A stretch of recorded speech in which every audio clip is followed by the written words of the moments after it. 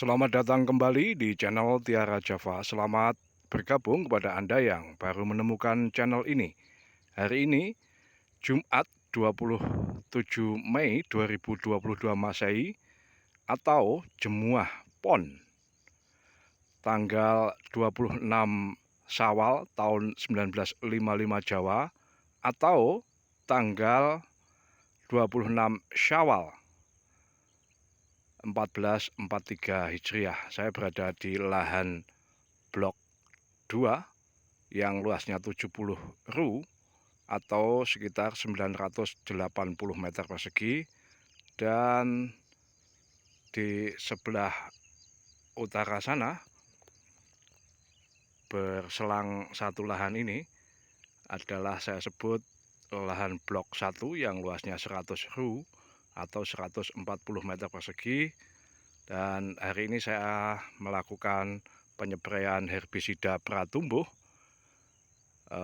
pada usia 1 hari setelah tanam. Jadi kemarin saya tanam bawang merah sebagaimana sudah saya dokumentasikan dan saya upload di channel ini juga.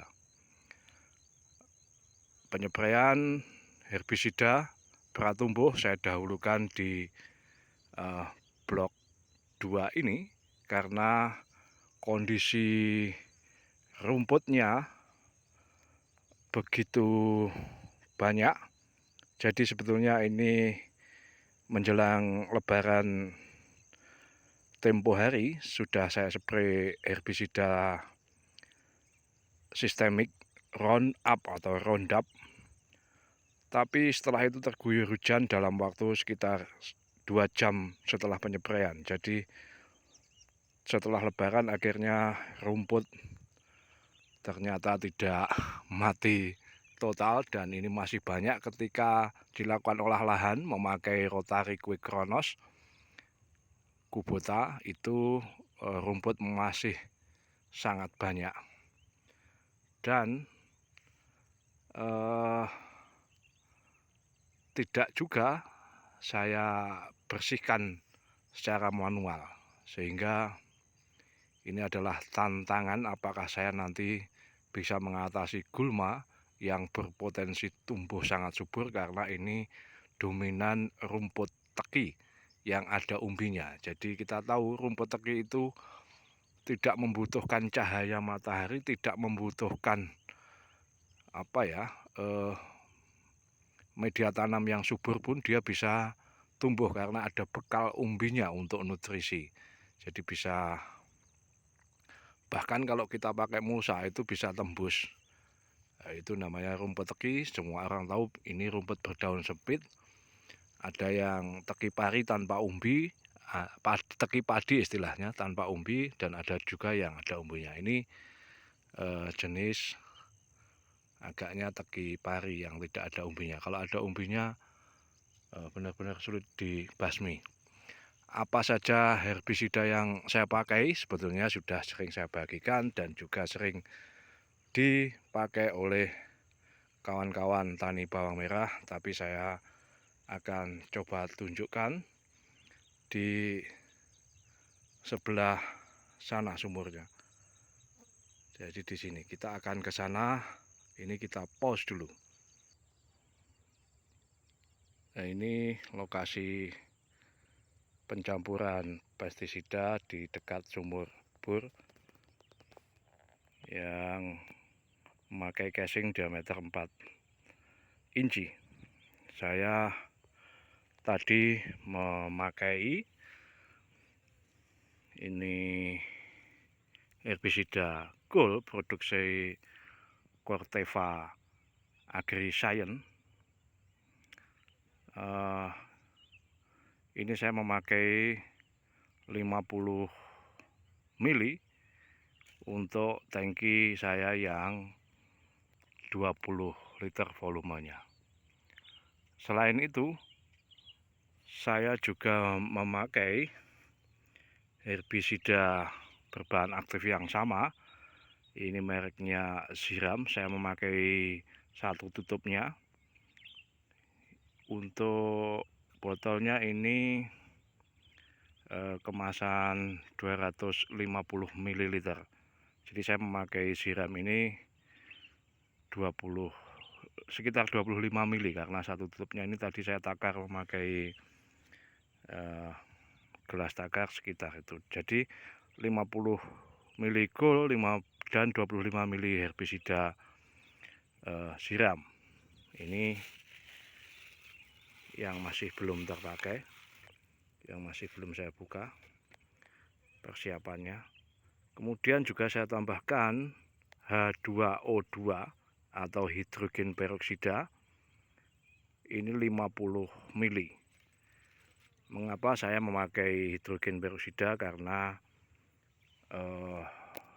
sekaligus untuk mungkin menekan pertumbuhan jamur. Sebetulnya tidak efektif dengan konsentrasi hanya 50 mili H2O2.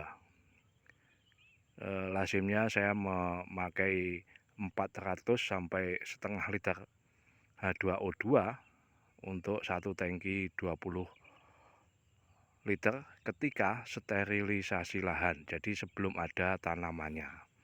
Tapi berhubung tempo hari ini keburu-buru, jadi saya tidak sempat melakukan sterilisasi lahan. Mengapa sterilisasi lahan perlu memakai H2O2 dosis tinggi? Karena toh juga tidak ada tanamannya, dan ada kemungkinan dengan dosis tinggi itu patogen atau aneka jamur penyakit yang ada di tanah bisa mati. Lagi pula di tempat kami H2O2 tergolong murah. Dulu sebulan lalu masih 10 ribuan per kilo atau per liter, saya lupa. Tapi tempo hari saya beli menjadi 12.000. Jadi sangat murah. Kalaupun memakai setengah liter pun hanya ya Rp6.000. Sangat murah, maka mending kita memakai dosis banyak sekalian. Tidak perlu ngirit-ngirit. Tapi kalau sudah ada tanamannya, maka ya apa boleh buat, saya hanya memakai 50 mili. Kemudian tadi saya spraykan, ini sudah habis 2 tangki. Untuk lahan 70 ru itu menghabiskan 1,5 tangki, dan sisanya saya semprotkan. Di sini bisa menjadi 1, 2, 4 bedeng, jadi masih kurang kira-kira 1 tangki lagi lah. Mengapa bisa irit? Karena saya menggunakan nozzle atau spuyer yang tutupnya masih baru. Ini kalau di tempat kami belinya harga 7.000, 8.000, ada juga yang 6.000, tapi pastikan yang mereknya NS atau SN ya. Saya susah bacanya karena itu kecil. Nah, ini memungkinkan hasil spray itu bisa mengabut atau berkabut. Jadi yang membuat berkabut itu bukan insektisida tertentu. Misalnya ada yang mengatakan Marsal bikin ngabut, saya kira tidak. Yang membuat ngabut adalah tekanan yang relatif tinggi dari pompa. Kemudian ini lubangnya kecil-kecil. Maksudnya kalau baru itu kan masih belum korosif. Korosif artinya mungkin tergerus oleh pestisida maupun terutama kalsium yang membuat logam metal apapun cenderung cepat korosif. Nah, ini bisa membuat irit penyepraian, tapi kalau untuk harian saya tidak memakai ini. Nah, tadi saya sempat juga menggunakan nozzle yang model seperti ini, pipih, tetapi cenderung boros. Dan ini cocoknya memang bukan untuk menyeprai yang pestisida mahal. Jadi Gold termasuk pestisida, spesifik, nama spesifiknya tentu saja herbisida, maka ya kita perlu memakai nozzle yang bisa ngirit meskipun pengerjaannya menjadi lebih lambat waktu penyepraiannya. Untuk harian saya memakai nozzle 5 titik, PLD 5 titik sebagaimana sering saya tunjukkan di video-video sebelumnya.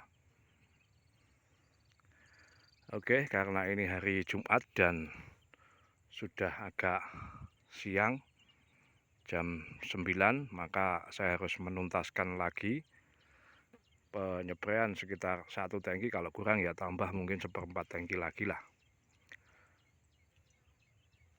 Demikian kawan-kawan apa yang bisa saya bagikan kali ini. Kalau Anda punya pengalaman, silahkan juga berbagi di kolom komentar.